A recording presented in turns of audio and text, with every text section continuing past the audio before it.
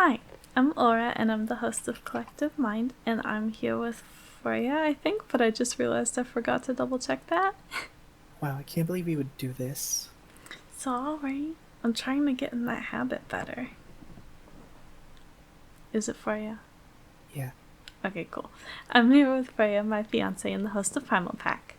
And this is the start of a new series that we've been excited about for a long time that we're calling DID in the Media, which is where we are going to react to like TV shows and movies and stuff that have characters with DID and like give our thoughts. And these are going to be different from other reactions we've done on the channel because it's a different type of media, so we're not going to be like showing the show or movie or whatever, obviously, for copyright reasons and stuff. But we are going to tell you what we think of the representation, and if you want to see our whole reaction to the episode or movie or whatever it is that we're reacting to in like a commentary format, like an extended cut basically, that will be over on Patreon. And yeah, so the first one that we are going to react to is the episode of the show Psych that's called Who You Gonna Call. It's season 1 episode 7, and that was voted on by our patrons as well over on Patreon. So yeah, I have seen this before. I've watched all the way through Psych more than once but I haven't watched this episode in a long time, and it's one that I have a lot of thoughts on. So I actually don't think I've watched it since I've learned about the system, I'm realizing. So I will probably have some new thoughts even than I have ever had about it before. So I'm excited. I love this show. I feel like Anne is close now too. I'm gonna add her to the thing. Doesn't surprise me she likes this show.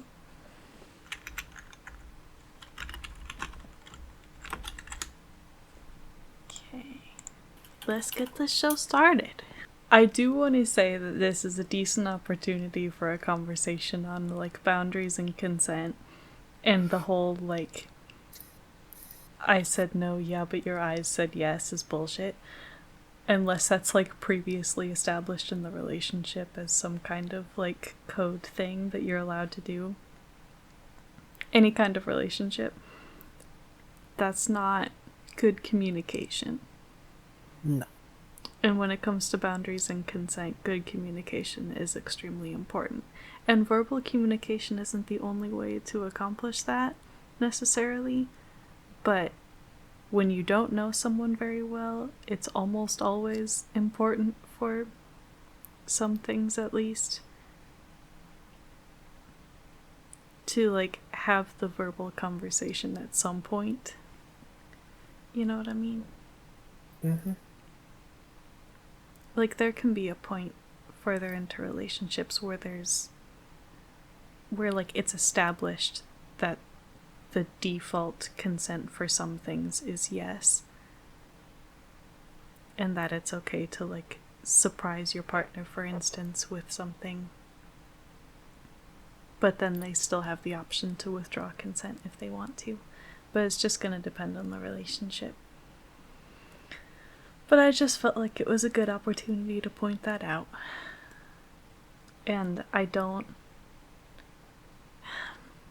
it's hard because I love this show, and I've noticed that I'm starting to catch more things like this in shows and movies and stuff that I've loved for a long time. But it's so common for there to be like casual, playful, even flirty ignoring of boundaries and consent and stuff. And it's not cool. So it's not cute and quirky and funny. And it's too often played that way in shows and stuff. And it's part of why so many people are confused about it in our society.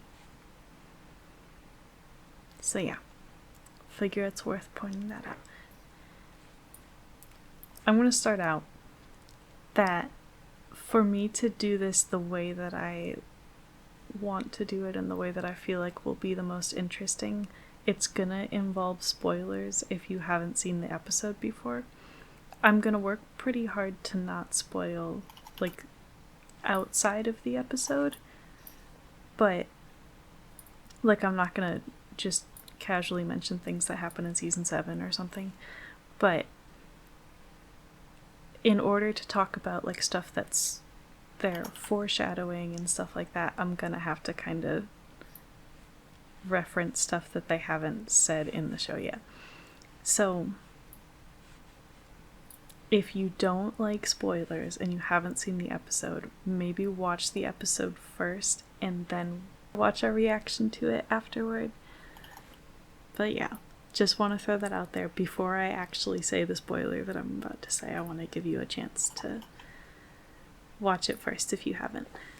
So this is the character with DID, and from a communication standpoint, it seems like there isn't really communication in the system, or at least not with the host, which is pretty common for, like, higher amnesia systems, and especially for hosts who don't know about the system. I will say that, like, the acting and stuff, in terms of how distressed he seems and stuff like that, is a little over the top, but I think it fits the style of the show, so I think that works pretty well. He seems like an anxious person generally, but also, like, there are little things that I noticed that I think are good details of. He didn't seem very comfortable with Sean sitting behind him, with having to keep looking back and forth between two different people, almost like feeling surrounded type thing, which I thought that was a good touch. So yeah. Oh wait, Faya. Mm-hmm. Do you want to add anything? Or is it too early? It's a little too early for it. Okay. And anything I would add, you've covered pretty well so far. Okay, cool. Feel free to jump in and interrupt me if I forget to ask you for your thoughts. Oh, it's okay. Things not being where you left them is very DID mood. Robert is clearly freaked out about this whole thing, and can also tell that he's being mocked, and I think that's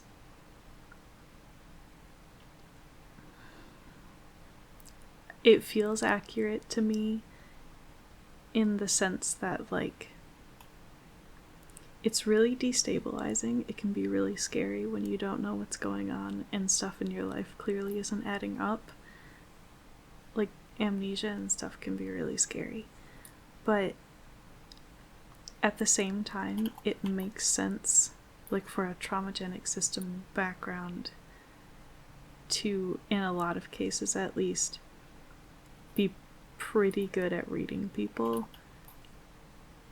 in a lot of situations of, like, this person isn't taking me seriously, or this person is potentially threatening, and stuff like that. And a lot of times some of that stuff will kind of bleed through to the host, even if the host doesn't have the experiences that would have taught the system those skills, you know? Mm-hmm. But, like, it fits PTSD to me, if that makes sense. But yeah, I do feel like this episode does a pretty good job of showing how distressing amnesia can be, even if nothing, like, extreme is happening with the amnesia. Because I feel like a lot of times portrayals of amnesia for DID are things like, I woke up in a strange place I've never been before, like, covered in blood or something, or, like, woke up at a stranger's house, or things like that are more extreme and, like, really jarring and intense in the moment. But I don't feel like enough representation exists for how unsettling and scary it can be over time when little things don't add up, you know? Mm-hmm. Like when you Just like, know you left something somewhere and then it's not where you left it, or there's something in your house that you don't know where it came from and you didn't buy it and you don't remember anyone giving it to you. And yeah. The mind tries to find logic and reason for everything around it. yeah. So if you can't figure out, or there's not a quote unquote logical reason that you can easily connect the dots to, it will start looking for illogical things Yeah. to try and answer why something is happening. That's just the Yeah. way survival instinct works. But Because if we don't especially, know what it is, then we can't prevent it or keep an eye out for it. And so, almost always, anybody in a situation where things are happening that aren't under their control, or at least it doesn't seem like they are, mm-hmm, they'll usually start turning to spirits or something like that because that is the yeah. phenomenon answer that is widely accepted by the world or thrown around everywhere. Yeah. Of, oh, this moved without me specifically doing it, and I know there's nobody else here, so obviously there has to be something moving it. So what would that something be? Or someone might think there was a break in or things Mm-hmm. like that. But especially because a lot of systems are very good at hiding the bigger things. So like alters intentionally hiding them, but also just the way the system functions. Like in our case that would happen a lot where, like for trauma holders and protectors and stuff, while there was still obvious evidence of whatever trauma had just happened, even if it wasn't still happening, that same trauma holder would be like front stuck until it was not obvious anymore. You know? Mm-hmm. And there would also be intentional stuff of like, no one in our system was going to get a dramatic haircut without the host knowing about it. Like they were going to make sure that nothing that extreme was going to happen to make it obvious to the host, whoever that was at the time, because we've had more than one host, because that'd be too obvious. Like there was a lot of intentionally making sure that there wasn't anything that obvious for the amnesia. And some of it, looking back, was more obvious than it seemed at the time. And our brain just still kept it from us. But like there's a lot you can do to go out of your way to make sure to not have your host wake up in the middle of nowhere having no idea where they are. You know? Mm-hmm. Not to say that that doesn't happen, but that's not like the most common everyday amnesia experience for DID. Yeah.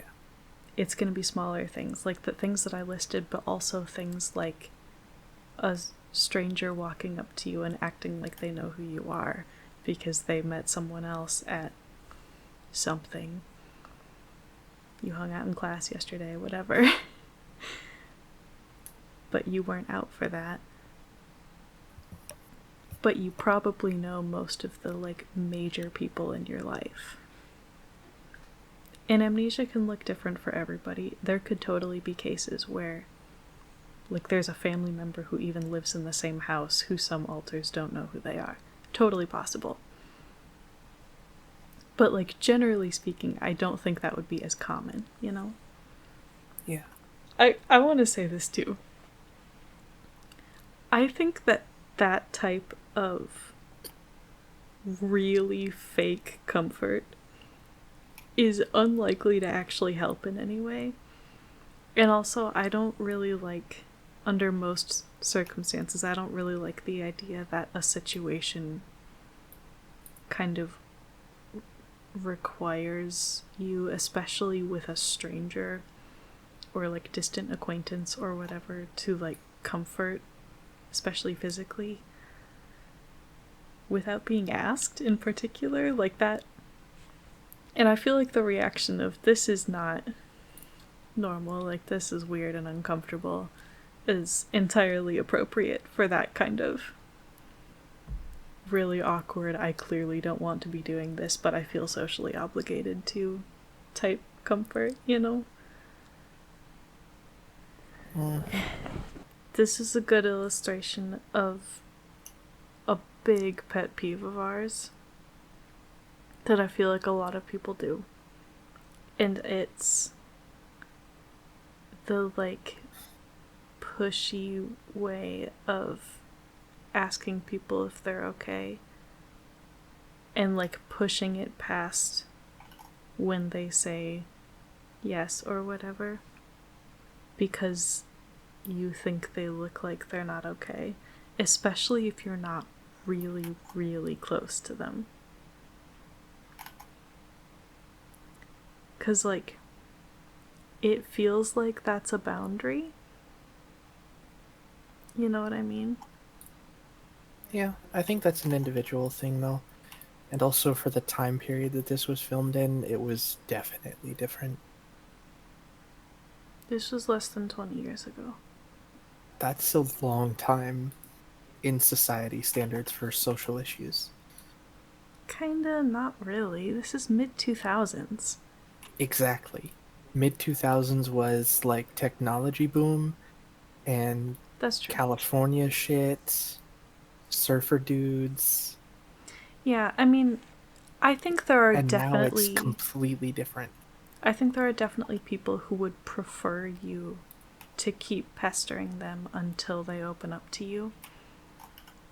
But I think defaulting to that with strangers, acquaintances, or in this case especially coworkers who you don't know very well. I would argue that they're not strangers because their partners and police partners are often portrayed as borderline family in shows. Yes, but she is brand new to this department. This Ah, is the 6th episode that they have been partners. okay. I didn't know that. So at this point, they're strangers who have been partnered together. They don't know each other at all yet. They have no rapport, basically, at all. And I think he also technically has seniority over her. Oh, he definitely does. So that also has a weird thing of, like... I think it feels like a boundary, and it feels like trying to force him to admit to a vulnerability or admit to, like, whatever's going on in his personal life that he does not have to share with her. And I feel like the social cue is, like, instead of saying, I don't want to talk to you about my personal life, and it's a way of not actually admitting that something's wrong, you know, because there's a level of vulnerability even just to that. It gives them something to work with, and, like, she could technically go behind his back and try to figure out what in his personal life is making him upset, you know? Mm-hmm. It feels really pushy, it feels like it's crossing boundaries, and we often have a somewhat similar reaction as Lassie just had of, like, lashing out a little bit when people do that to us, because we try to, like, more aggressively reinforce that wall that we were trying to put up, and it ends up shoving the wall in their face a little bit, you know? Mm-hmm. And I get that there's a component of that that's personal preference, and these two characters definitely have very different communication styles, so it could be seen as just a clashing of communication styles between people who don't know each other yet, but I really don't like the defaulting to that. Just my thoughts. Wait, I don't know that I ever put this together before because I didn't know about system stuff when I've watched this episode before, but I just realized that was, like, a third alter who I don't remember if we ever actually see, who's a fictive of that character from Jaws. I just put that together just now. Because it wasn't a lie. Because all of the other stuff is like amnesia related.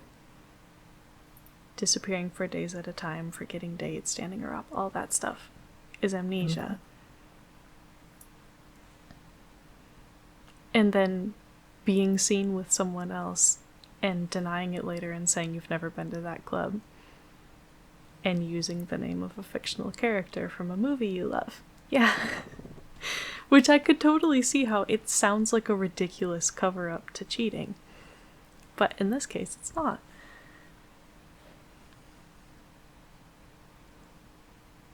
Yeah. I just put that together. Not that rare, at least they got the name right, eventually. Yeah, it's not that rare. They got the name, which actually, I think the way that they did the name is one of the best ways to go about that in fiction in particular, because remembering it as multiple personality disorder is so common that if you just say dissociative identity disorder, a lot of people are going to think it's a separate thing. But if you say multiple personality disorder and then have someone correct them and say, no, it's DID now, that I feel like is better educating about that. It's not that rare. It's on par with a lot of other disorders in the DSM that are not considered rare. It doesn't meet the criteria for what, like, a rare disorder is, according It's to, like, definitely the not APA the or most anything common like that. thing, but it's not rare. But, like, it's the same prevalence, I think, as, like, bulimia. Like, which is not considered rare. And it's more common than a bunch of other things, including schizophrenia. And, like, it drives me nuts because so many people are so convinced that it's ridiculously rare. That being said, the response that Sean just had to it being rare, I feel like is a really helpful mindset of, I'm not saying everyone in Santa Barbara has it, I'm saying this one person has it. Because even if it were ludicrously rare, like 0.001%, like the rarest thing you can think of, even if it were hundreds of times rarer than it is, that still wouldn't mean that any given individual can't have it because it's too rare. Yeah. If it exists, some people have it. So, even like, if it was a 1% thing, 1% of 100 is 1, 1% of 1,000,000 is still 10,000. Like, it's still a substantially large number when it comes to things like a general populace. Yeah. But, like, no matter how rare something is, it's not impossible for any given individual to have it. Yeah. It just often, in a lot of cases, makes it not the first thing you look at, which I think would be a fair approach to DID clinically, that you look at other potential things first, especially because some other potential things have, like, meds that you can take that help with them, which makes it a lot easier to test the theory. Like, if you think it's schizophrenia, for instance, and you try antipsychotics and they work, very helpful pretty quickly. So, like, that, it could make sense in a lot of cases to, like, look into those options, but leaving DID on the table, you know? Those also aren't mutually exclusive, so you can have both.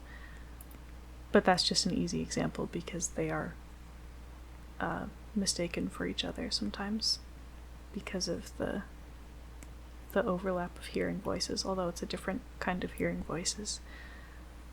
Externally, the description of that particular symptom can sound pretty similar unless you know which questions to ask to distinguish them.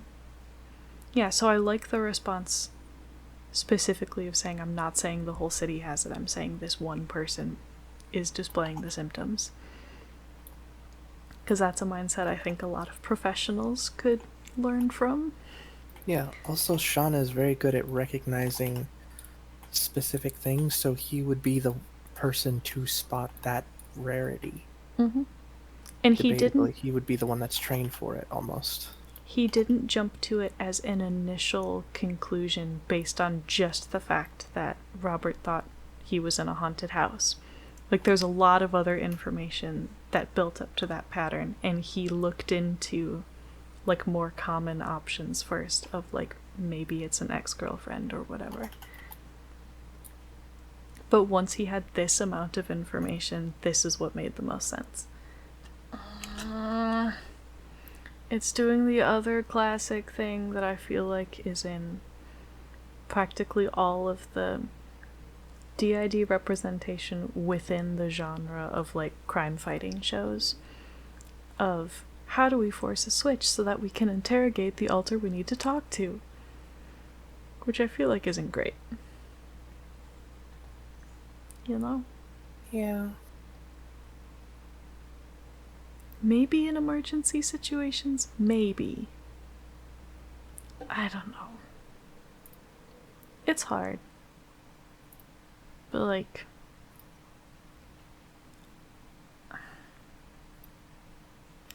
it feels like it's too much of a go-to response of, well, this altar isn't useful to me at all for this thing that I'm doing, so I'm gonna forcefully get access to that other one.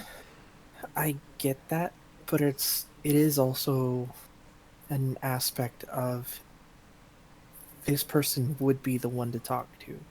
So we need to Right. figure out how to talk to them because it's important and urgent. Yeah. I'm not It saying forcing depends. switches is good, but Yeah.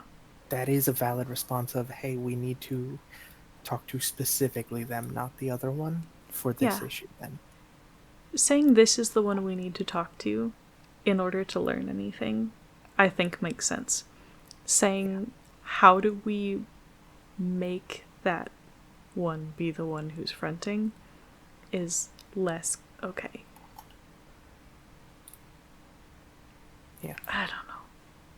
It's more problematic language. And it's so hard because, like, even if they just go to Robert and say, this is what I think is happening to you, that could already cause a lot of problems. Breaking that amnesia suddenly can cause a lot of problems. Mm-hmm. They're gonna forcefully use triggers, that's right. That's not great. Do they use negative or positive, though? Because that makes a big difference. That's important to say out loud.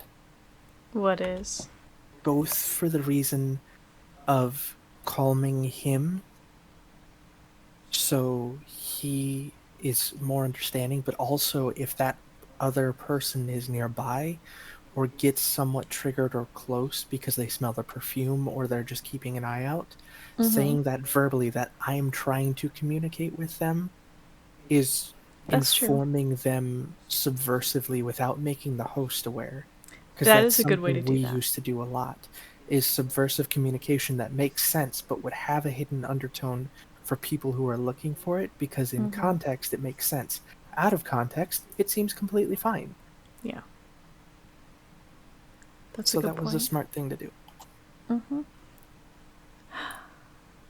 I generally have issues with forcefully using even positive triggers. Oh, I agree. I think there are some cases where it's called for, but you often externally will not know what those cases are without discussing it with the system in advance. Yeah. Also, I would much rather, as far as like triggering goes, forcefully triggering is shitty always. But if you're going to trigger, having it be positive instead of negative makes Yeah. a huge difference. For sure. As far as like being able to trust someone or like first impressions and opinions, if you bring me into the situation knowing I'm going to be in fight or flight, it's going to be much different than if you just bring me into the situation knowing it's going to be like a playful thing or happy. Yeah. And I'm going to feel a lot more comfortable if I know your first reaction is to use something happy instead of something negative and brute forcey. The other thing that's tricky about this is they can't know for sure whether these things are positive triggers or negative. Because there are a lot of things that could seem positive when you don't know the person that would not be positive. or at least not purely positive. But the other thing that can be hard, this is a little less like that because they're pretty sure they know who they need to talk to, but otherwise, in a lot of other types of situations where people might want to forcefully trigger like a protector or somebody out for a system that they know, but haven't specifically established what to do in that situation, you might be trying to trigger out the wrong protector for the situation if you don't know that system really well. You know? Yeah. If it's a really small system, like this one seems to be, I think this one is like 3 altars, it can be easier, but like in our case, especially... I'm calling you out on something. I wouldn't call their system really small. That's true. Okay, so the quote-unquote average for systems is 2 to 6 or 2 to 10 altars, roughly, for normal systems. Anything over 10 can be considered a polyfrag system by psychiatry or psychology's definition of it. Some people say you need over 100, others say you need over 10. It depends on how you classify it, and saying that it's a small system or a very small system can feel invalidating to some. Yeah. They just don't have a ton of altars. I don't think I've ever seen polyfragmented be defined as more than 10. I have it because I did some looking into it, because we have a significantly smaller system than you do. Mm-hmm. Like, sometimes we have short of 20 or whatever, or it's been smaller than that at times. Mm-hmm. And I didn't know if that classified us or whatever. So when we were discovering it, that is something we looked into. So let me clarify then. It feels very small to me, and it's almost as small as a system can be while still being a system, because 2 is the minimum for a system, like clinically speaking. So like it feels small to me for those 2 reasons. It's nearly as small as it can be definitionally, and it's much, much, much smaller than I have any experience with personally. So it feels like easier to manage and way easier to know who you would need for any given situation if you have like a host, a protector, and... Well, maybe it's a host and 2 protectors, and then it would still be hard. I don't know. But if it's like a host, a protector, and a persecutor, or a host, a protector, and a caretaker, or whatever, like there could be situations where it's really obvious who needs to be the one handling the situation. But in addition to that, a lot of systems are very good at functioning like that without external help. So if that altar needs to be fronting, for the most part, for a lot of systems, they will be fronting once they need to be, you know?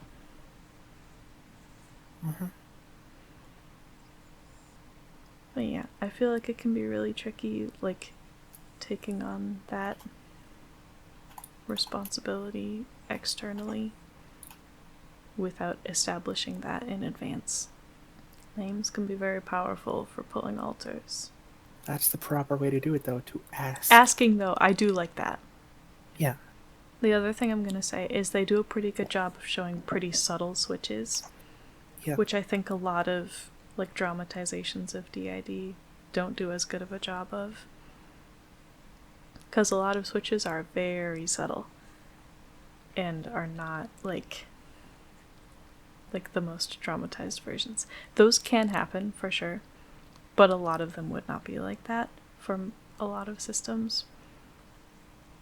And I feel like there's a disproportionate amount of representation for really dramatic, obvious switches and not as much for subtle ones. But also, I think it would make sense that Regina would be able to switch intentionally, but Robert would not. Because Robert doesn't know about the system and wouldn't have any practice doing that. Wouldn't have any communication, stuff like that. Also, stuff like writing on mirrors and walls and things like that and leaving really, really obvious messages like that is something I've heard of before for systems, for sure. I also have definitely heard of and have personal experience with systems where at least one alter wants the host to know and at least one alter does not, and they can pretty violently disagree. So, like, that also makes sense. You're haunting yourself. I feel personally attacked. I really don't like all of the times it's so ridiculously common when one alter is boiled down to something like, in this case, the violent one. You know? Mm-hmm. Wild Charlie has appeared.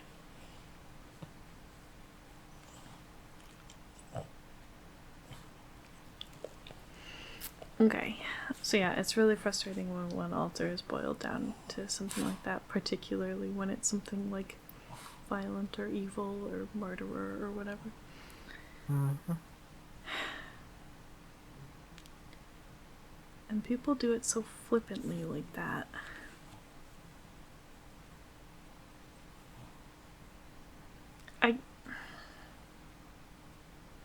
The flip side is, in a case like this, if that's literally the only thing you know about that person, you could argue that it's the same thing as distinguishing them as, like, the girl or the one with brown hair or whatever.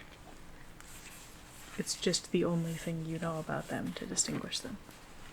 So, I guess that argument could be made. So, like, on the one hand, I feel like this episode is one of many DID representations in media that has one alter be just like the bad guy, the murderer, the whatever. On the other hand, I feel like it's one of not very many examples where that alter is given a motive that isn't just they're the evil one. So I feel like it's a little bit better. And, like, transitioning a shared body without consent could definitely be stressful.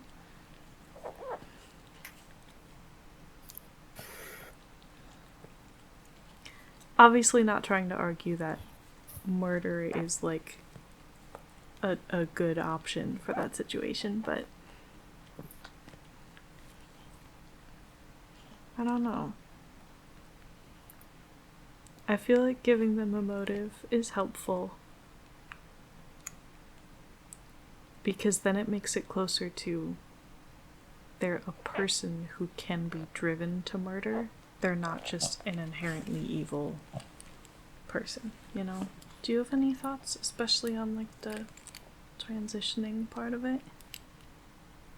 It is very fair and valid to want to transition if you're a system. Yeah, And I that's agree. okay to be a reason for that to happen. It's also fair and valid for other alters who are different sex and or gender than you to not want you to transition the body that they share with you. And, like, those types of things can be kind of complicated.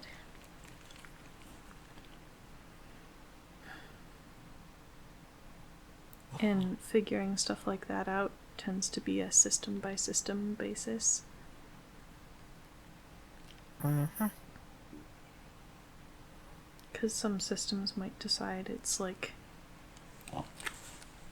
whoever, like, whichever gender has the most alters who are that gender within the system, or if the ones who front the most are mostly that gender, or if the host specifically is that gender, they get to do whatever they need to, or like, there's all kinds of different ways that you could figure that out. Yeah. We have it set up to be the, there was a vote on it, and then we decided that way.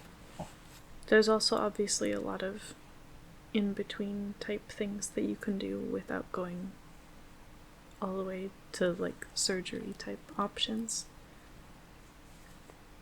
There are things you can do just for like expression purposes that are really easy to change back and forth between different alters fronting. Just clothes, makeup type stuff like that. Like the types of stuff that Regina was already doing. But then there's also stuff like hormones, which can be like less drastic than surgery and stuff. Charlie, I know. We're almost done. She's mad at me. She wants me to let her out. But we're almost done. First of all, I like that this portrayal of this doctor is gendering Regina correctly and using her preferred name and stuff like that. But also in terms of... Was it Martin? Is that the name? Mm-hmm. In terms of Martin masking as Regina, I think they do a pretty good job of that because there are little tells, which could be pretty common generally. A lot of systems are very, very good at masking, but usually the best at masking is the host, so Martin could have less practice masking as Regina. That would make sense. But also it's easier for the audience for a TV show to have little tells that let us be like, that's not Regina, that's Martin, you know? Mm-hmm. But there can also be things like that that alters could unintentionally like miss when they're trying to mask, that they could have some tell that shows that it's still them, or even intentionally just be like, there's no way this would give me away to this stranger, so I might as well do this thing that's comforting to me. You know what I mean? Mm-hmm.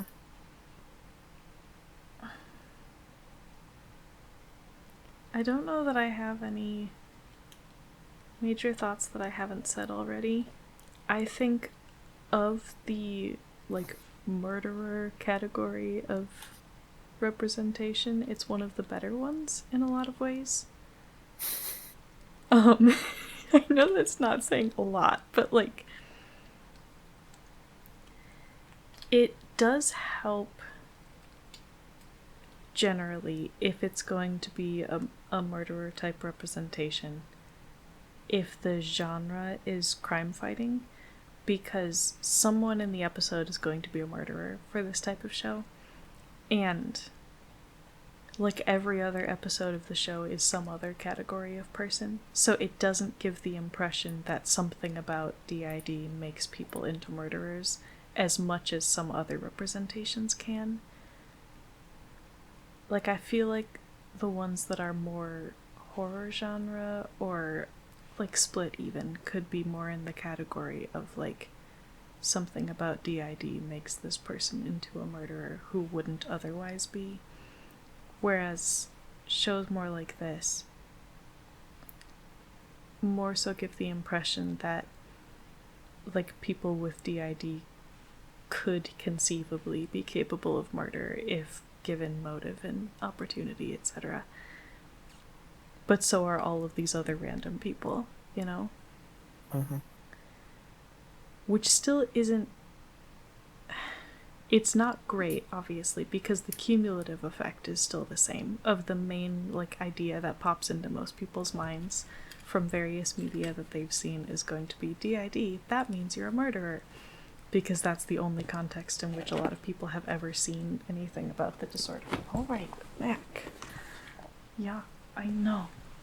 Yeah, there's also potential for me to be somewhat biased in favor of this episode because of how much I love this show. So, keep that in mind, I guess. But, generally speaking, I don't think it's a horrible representation. I don't think there's much straight up, like... Dang it, what's the word?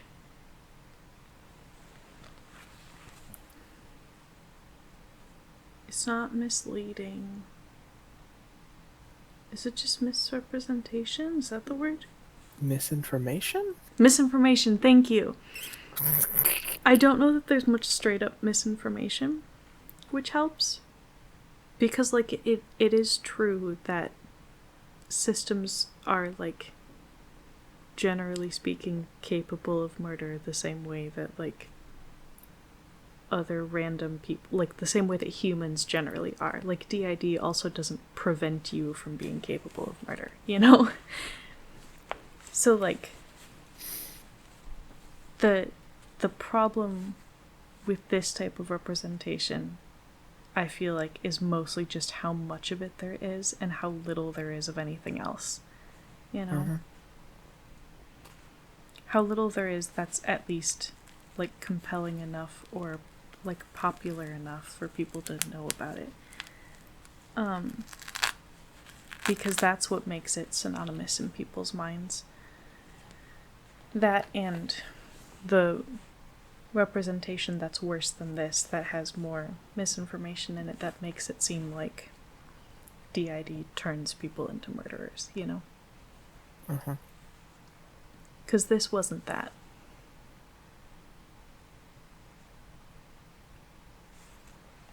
So, yeah, I think it's pretty good for the category of murderer with DID, which is most of the representation that I know of, is some form of that. So yeah. Charlie says hi. Charlie says make my mom stop talking so that she can let me outside. I know. Almost there. And yeah, we will do more of these soon. I think the goal at first is going to be roughly monthly, but as we start doing more than one video a week, at whatever point we get to that point, it might end up being twice a month. We'll just have to see. Because I also don't want to stop stuff like the Sandersides series, and I don't want the channel to be only reaction type things either. So I want to make sure I leave room for other types of videos too. But these are fun, and I'm really excited to do these. Normal end screen, which you can still see Charlie, that's cute. Thank you for watching this debut episode of DID in the Media. We are gonna do a bunch more of these over time, and we have ideas for a lot of them already. But if you have ideas of ones you want to see us react to, feel free to put those in comments or come over to our Discord server or our Patreon, both of which are linked in the description, with our Etsy shop and other stuff like that. And remember, speaking of Patreon, that if you want to see the extended cut of all of these episodes, you can come over to Patreon, and that's one of the perks for our Protector tier. And I will put other videos up on the screen that you can click if they look interesting to you. And please remember to like and subscribe and ring the bell. And you guys are really awesome. Thank you for watching. Bye. Can you say bye?